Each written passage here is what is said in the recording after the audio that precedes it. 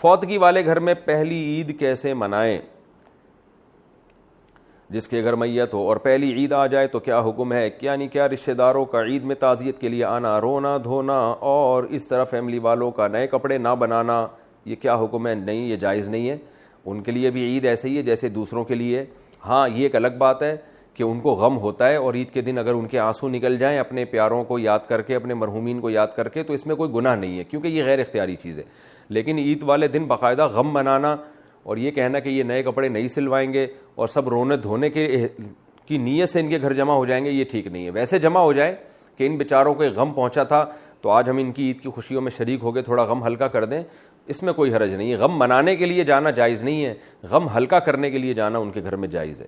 عیدی دینے کی شرعی حیثیت، عید کے دن بچوں کو جو پیسے دیتے ہیں اس عیدی کے نام پہ، اس کی کیا شرعی حیثیت ہے؟ صدام حسین کشمیر سے. بھائی بچوں کو اگر عیدی نہیں دیں گے تو بچوں کی عید کہاں سے ہوگی؟ تھوڑا بہت تو اتنا بھی آپ مشکل نہ بنائیں میرے بھائی دین کو. تو بچوں کو تو خوشی ہی عید میں اسی کی ہوتی ہے. ہاں اس کو بہت زیادہ اتنی بھاری بھاری رقمیں اب لوگوں نے باندھ لی ہیں جس پہ بندے کو ٹینشن شروع ہو جاتی ہے کہ یار میرے پاس اتنے پیسے ہیں نہیں اور بچے سارا میری جائیدادیں پی جائیں گے عیدی میں. تو ہلکا رکھنا چاہیے. تو اپنے بچوں کو یا اپنے قریبی رشتہ داروں کو تھوڑے بہت پیسے دے دیں تو کوئی حرج نہیں ہے اس میں. لیکن وہی بات ہے کہ انسان پہ اس کی طاقت سے زیادہ گنجائش سے زیادہ بوجھ ڈالنا یہ بہرحال حرام ہے. اگر کہیں اتنا زیادہ یہ رسم جڑ پکڑ گئی ہے کہ آپ کی بوجھ بننے لگی ہے تو پھر اس کو ختم کر دینا چاہیے. عید میں گلے ملنا کیسا؟ عید کی نماز کے بعد گلے ملنے کا سنت طریقہ کیا ہے؟ کیا ایک بار ملنا ہے یا 3 بار؟ افضل راجہ، عید کے دن گلے ملنا سنت سے ثابت نہیں ہے، اس رسم کو ترک کر دینا چاہیے. اس کی وجہ سے بہت ٹینشن ہونے لگی ہے، عید منانا مشکل ہو جاتا ہے. بندہ نکلا اور ہزاروں کا مجمع آگے کھڑا ہوا ہے، امام صاحب سے عید ملیں گے، تو امام صاحب دنیا میں کسی سے ملنے کے لائق نہیں رہتے. تو اس لیے جو چیز شریعت میں نہیں ہے اس کا اضافہ نہیں کرنا چاہیے. بس مصافحہ کر لیں، عید مبارک کہہ دیں، دعائیں دے دیں اور پتلی گلی سے نکل لیں. میں نے تو دیکھا ہے لوگ راستے بدل رہے ہوتے ہیں اور بعض لوگ تو 3 دفعہ گلے مل رہے ہوتے ہیں، وہ تو بہت ہی ٹینشن میں ہوتے ہیں. اب آپ گلی میں جا رہے ہو، آگے سے 10 آدمی آ رہے ہیں، او بھائی آدمی کہتا ہے اب ہر ایک سے 3 دفعہ ملو، تو 10 کو 3 سے ضرب دیں 30 دفعہ.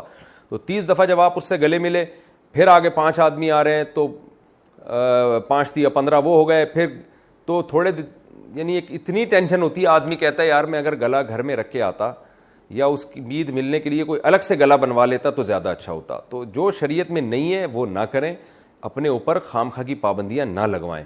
تو اس لیے لوگ راستہ بدل دیتے ہیں. میں نے دیکھا بھائی وہاں سے پورا جتھا آ رہا ہے دوستوں کا، بھائی ادھر سے ٹن مار، بھائی یہاں سے نکل. تو اتنی ٹینشن. تو اس لیے جو ہلکا شریعت نے جس کام کو ہلکا رکھا ہے اس کو ہلکا ہی رہنے دے. تو مصافحہ کر لیں، عید مبارک کہہ دیں. وہ بھی مصافحہ بھی جب کریں جب آمنا سامنا ہو جائے. نہیں ہوتا تو اسپیشل وہ عید کے لیے مصافحہ کرنے بندے کے پاس جا رہے، یہ بھی ٹھیک نہیں. بس اپنے قریبی رشتہ داروں سے مل لیا کریں. اچھا بھائی، عورت گھر پر عید کی نماز کیا پڑھ سکتی ہے؟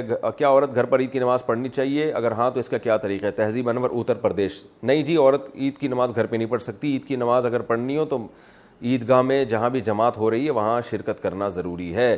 عید کی مبارکباد دینا کیسے؟ عید کی مبارکباد دینا کیسے؟ وسیم احمد، اچھی بات ہے، دعا ہے مبارکباد. مبارک کا مطلب اللہ اس دن کو آپ کے لیے برکت والا کرے، تو یہ ٹھیک ہے، کوئی حرج نہیں ہے اس میں.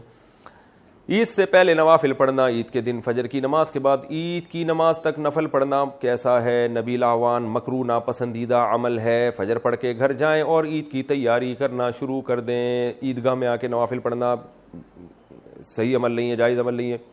عید الفطر کتنے دن کی ہے؟ عید الفطر اور عید الاضحیٰ ایک دن کی ہوتی ہے یا 3 دن کی؟ زوجہ منصور کڑک سے. عید الفطر 1 دن کی ہوتی ہے. عید الاضحیٰ میں قربانی کے ایام 3 ہیں، 3 دن ہیں، اور چوتھا دن اس میں روزہ رکھنا حرام ہے. تو اس لحاظ سے ہم یہ کہہ سکتے ہیں کہ عید الاضحیٰ کے احکام 4 دنوں تک رہتے ہیں. 3 دن تک قربانی اور چوتھے دن بھی روزہ حرام.